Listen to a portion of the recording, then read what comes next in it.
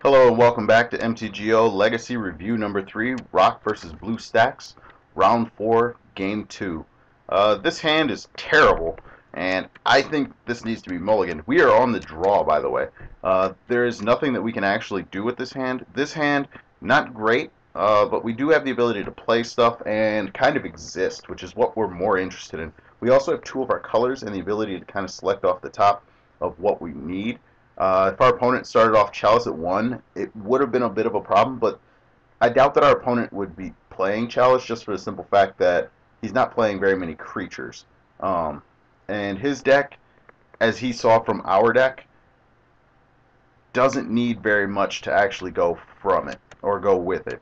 That being said, it's an entirely confusing statement now that I've said it. Seeing Tezzeret's a bit of a problem just for the fact that, 5/5s right now are threatening. I don't know how else to say it. His seeing Opal gives him another mana, so essentially Tezzeret ramped and put a Planeswalker into play, which is absolutely the worst thing that we could have happen. Luckily for us, he doesn't have a Crucible yet, but him going in that many cards as fast as possible is not something that we want to have to deal with.